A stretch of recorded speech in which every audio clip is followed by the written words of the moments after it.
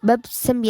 Kelahiran kembali. Menurut sejarawan dan filsuf abad ke-14 Ibnu Khaldun, setiap dinasti memiliki jangka waktu hidup alami. Tahun-tahun pertama dinasti akan diwarnai pertumbuhan yang ekspansif, keteguhan gurun, etos kerja keras, dan rendahnya hasrat akan kemewahan duniawi. Generasi kedua meneruskan warisan generasi pertama, tetapi pertumbuhannya melambat saat para pemimpinnya mulai lebih menekankan kemewahan kehidupan istana daripada administrasi dan kepemimpinan. Dalam kerangka pandang ini, dunia Islam pada pertengahan dan akhir abad ke-13 jelas berada pada fase ketiga dalam teori dinasti Ibnu Khaldun. Pemimpin yang tak kompeten, kelusuan kelompok tentara, serta kekayaan dan kemewahan berlebihan memenuhi ketidakmampuan dunia Islam mempertahankan diri dari serangan luar. Keturunan Osman, pejuang Turki di Anatolia Barat, akan bangkit pada abad ke-14 dan ke-15 sebagai kekuatan Islam utama dan memandu era baru, kestabilan pertumbuhan dan keajaiban budaya. Asal mula Ottoman, akibat serangan gencar Mongol, banyak keluarga Turki melarikan diri ke Asia Tengah untuk mengungsi ke daerah perbatasan dunia Islam. Sejak Seljuk mengalahkan Bizantium di perang Manzikar, Anatolia terbuka bagi penaklukan dan pemukiman massa Turki. Saat Mongol masuk ke wilayah tersebut pada abad ke-13, sisa-sisa daerah kekuasaan Seljuk hancur selamanya. Seorang bey bernama Osman mengatur negara tentara kecil di pinggir kekaisaran Bizantium. Bizantium menjadi bayangan dari bekas dirinya sendiri. Kekaisaran yang pernah menjadi raksasa ini hanya mengendalikan Konstantinopel, Yunani, dan sebagian bakal menjelang awal 1300-an. Osman mampu mengambil keuntungan dari kelemahan Bizantium dan membidik perluasan daerah kekuasaan terus ke wilayah Bizantium. Dalam konteks ini, gagasan tentang jihad keluar melawan pihak yang dianggap musuh Islam bangkit kembali. Pendirian tradisional negara otonom, perubahan bahasa dari Osmali nama Turki untuk kerajaan Osman dianggap terjadi pada 1299, walaupun penetapan tahun ini mungkin tanpa sadar. Orhan meneruskan tradisi puji ayahnya dengan memimpin tentara Bizantium di sepanjang pantai Laut Marmara yang berjarak tak sampai 100 km dari Konstantinopel. Kota-kota Bizantium di Anatolia ada pusat perkotaan maupun dengan bentang pertahanan yang kuat. Orang-orang Bizantium yang telah disibukkan dengan kekacauan sipil di Balkan tak mampu mempertahankan titik-titik terluar mereka di Asia. Dalam beberapa dekade pertama pada 1300-an, mereka berubah dari segera rombongan tentara suku kecil menjadi beylik terkuat di Anatolia dan menjelma ancaman serius bagi keberlanjutan kekaisaran Bizantium. Memasuki akhir abad ke-14, Ottoman harus meluaskan pengaruh ke wilayah yang selama ini belum pernah dilihat pasukan Islam sejak serangan Umayyah ke Konstantinopel tahun 700 tahun sebelumnya, dan memanfaatkan perpecahan Bizantium. Sultan Orhan dan kemudian anaknya Murad I mampu menegakkan otoritas Ottoman di sebagian Tengah.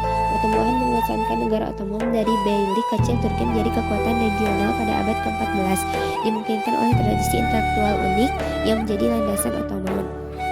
Islam memberikan kekuatan pemersatu bagi bangsa Turki di Anatolia karena Ottoman memberikan penekanan pada tradisi Islam. Hukum perang Islam pun berlaku. Tradisi tersebut berlanjut di bawah Ottoman yang sepertinya sangat toleran terhadap penduduk non-Muslim di wilayah kekuasaannya. Sebagian perbandingan Ottoman adalah penakut yang toleran dan adil. Sementara itu, kelas bangsa Eropa umumnya sangat ingin mencari bantuan dari Katolik di Barat dalam menghadapi invasi Ottoman. Sepertinya mereka mendukung Ottoman dalam banyak hal. Setelah mendapatkan janji tentang toleransi agama, maka baik untuk tujuan praktis maupun keagamaan. Kebijakan toleransi agama dari Ottoman tampaknya terlihat menjadi aturan saat mereka melakukan ekspansi ke Eropa Kristen. Di Eropa, ia memperluas wilayah yang tetap di bawah kedudukan Ottoman sampai gelombang nasionalisme Eropa menyapu kekaisaran itu. Kekuatan ini menarik perhatian penguasa Muslim lainnya berusaha menjadi penakut besar berikutnya. Ia ingin mengembalikan kekaisaran Mongol dan didirikan gengsi sehingga harus menghapuskan kerajaan antar benua Ottoman. Selama 11 tahun kemudian, kekaisaran Ottoman mengalami perang saudara Ottoman interregnum. Demikian kerajaan ini menjadi contoh salah satu masalah incaran dalam dinasti. Alasan utamanya adalah institusi yang dibangun Ottoman di seluruh wilayah mereka pada abad ke-14. Di atas segalanya, Ottoman menekankan Islam sebagai faktor pemersatu untuk membantu mengembalikan para pemimpin Turki di bawah kendali Ottoman saat Muhammad memenangi perang saudara. Ottoman menetapkan sistem gilda, juga memanfaatkan identitas Islam Turki di seluruh wilayah Ottoman. Sistem gilda bebas disebut Aki. Sistem ini semacam perserikatan yang mengatur praktik manufaktur dan urusan bisnis lainnya. Tradisi militer juga berperan penting dalam upaya penyatuan kembali selama kekuasaan Orhan. Pada masa Sultan berjumlah ribuan orang yang direkrut sebagian besar dari penduduk Kristen di Balkan. Begitu Mehmed menyatukan seluruh kekaisaran, dilanjutkan dengan sedikit rasa sakit akibat interregnum. Murid mencoba merebut Konstantinopel dan mengambil sisa-sisa kekaisaran Bizantium itu, tetapi pengepungan gagal mengalahkan benteng kota yang kuat. Kemenangan Kekaisaran Ottoman. Mehmed II naik tahta berusia 19 tahun. Kerajaan Ottoman sejauh ini menjadi kekuatan utama di Eropa Tenggara dan Anatolia. Kekaisaran ini secara harfiah dan kiasan menjadi jembatan antara Eropa dan Asia. Kan tetapi ada dua ganjalan bagi Mehmed. Yang pertama, ia belum berpengalaman, ia masih muda saat naik tahta dan tentu saja tidak dipercaya oleh negarawan yang lebih tua yang pernah mengabdi kepada ayahnya. Kan tetapi kekuasaan pertama ini berakhir saat wazir agungnya sendiri yang membawa kembali ayahnya menurunkan Mehmed. Untuk membuktikan bahwa ia layak naik tahta, Mehmed sadar harus meninggalkan ganjalan kedua, Konstantinopel. Kota ini terletak hampir tepat di tengah-tengah kerajaan. Dari sudut pandang Prancis, kota ini harus ditaklukkan, tetapi ada elemen religius dalam kota ini. Nabi Muhammad telah meramalkan 16 tahun lalu suatu saat Islam akan melakukan kota ini, dan pemimpin serta pasukan yang melakukannya terdiri atas orang-orang yang sungguh hebat. Tak lama setelah berkuasa, Mehmed mulai mempersiapkan diri untuk memenuhi ramalan tersebut. Meskipun relatif lemah, Konstantinopel masih menjadi benteng yang belum pernah ditembus. Selama ribuan tahun ini, Konstantinopel menjadi saksi banyaknya pasukan yang hancur di bawahnya, termasuk pengepungan. Untuk mengatasi dinding kota yang tebal, Mehmed menugaskan seorang insinyur membuat senjata kanon terbesar di dunia saat itu. Dibutuhkan kanon terkuat di dunia ini menurunkan dinding terkuat di dunia yang paling utama.